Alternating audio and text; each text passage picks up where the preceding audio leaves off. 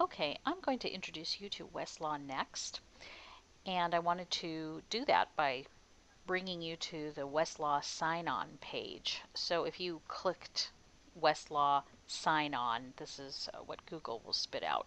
I save my OnePass username here and my OnePass password by clicking on Remember Username and Password.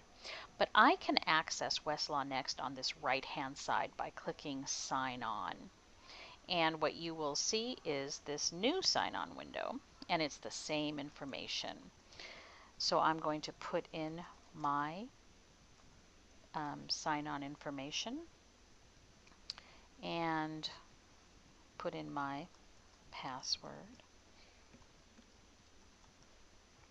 And I'm going to actually click this so I don't have to do it the next time around, hopefully.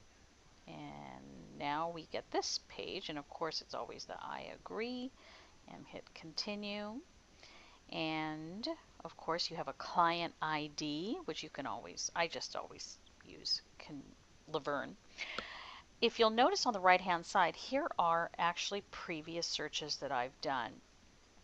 So you could click on an old one that you already have here, or do what I'm doing right now and go to continue. So here is the opening page. It's still seeing me as a newbie, so what I can do is I've got some help information about WestlawNext. So there's also a video here, a getting started video, and I'm sure it's way better than mine, but I thought I would show you my own little experiences I'm going through this. You also have a good getting started guide, and you can click don't show me this again, but I'm going to leave it there because maybe I need to do some more learning. Alright, so what I have here is a search phrase at the very top. This is where you're going to enter your search terms. It's a lot cleaner than the one that's at under the California tab we've always been using. Here is your jurisdiction. So I'm going to click off all federal and just keep California and save that. So it just shows me my California. I just want California. So let's play around with this. I'm going to put in our previous search. As I mentioned, when you're considering your overall project, what you're searching for, I recommend you writing your issue statement if you're using natural language. So one of them that I came up with was, can a person sue for slander for a truthful editorial written about a private person? So you should recognize this from your book. So I'm going to go ahead and hit search since I'm already in the California database, cases database, and see what I come up with. And we have a list. It shows us several cases, and you'll notice right away, oh my gosh, this is way bigger, and that's because I am not just in the California database, cases database. It's all of California.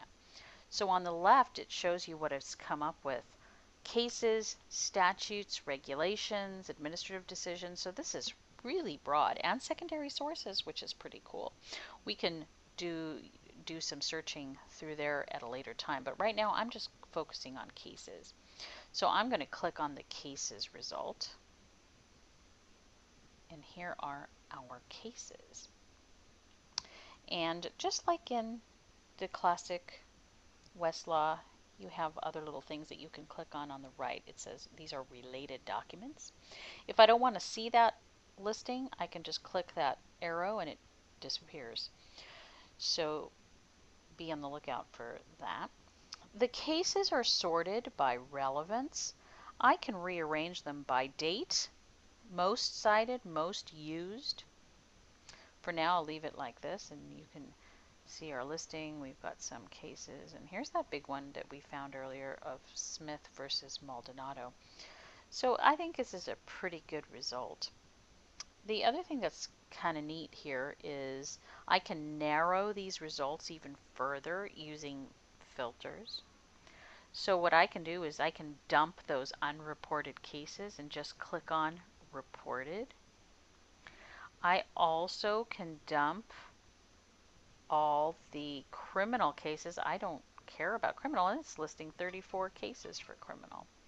So I'm going to click on civil, and now I'm narrowed my cases now down to 42. And so it's pretty helpful. Um, the Maldonado case got kicked out because it is a criminal case. It involves criminal law, and I didn't want that.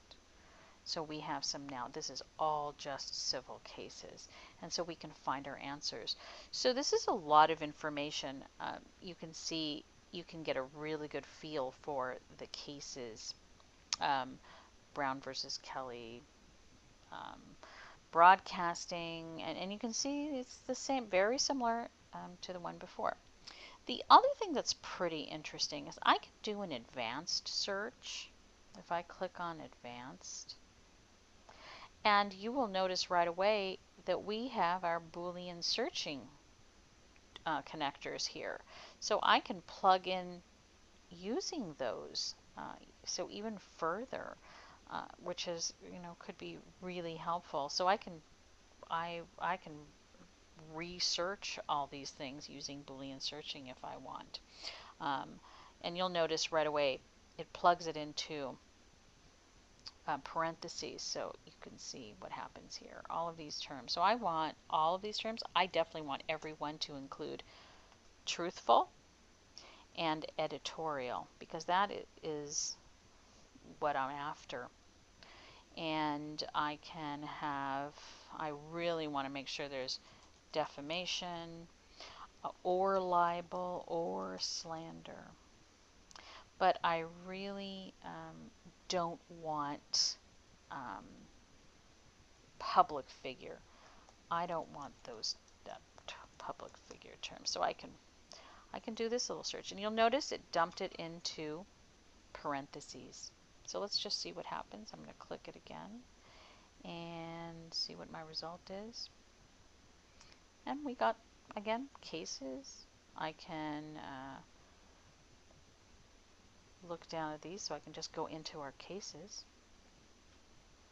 I've got 74 cases, so that's another way to do it. But I think the most important thing to know here is that Boolean searching is not irrelevant, even though WestlawNext is heavy with natural language. And once again, I can dump my unreported by clicking on reported. So I don't have to have those non-published cases, which I find so annoying. Even though you can read them and get more information, I don't like having them in my way. And I'm going to also dump all the criminal by just keeping civil cases. So there you go, your results. We'll learn a little more about WestlawNext the next time around. Okay, thank you.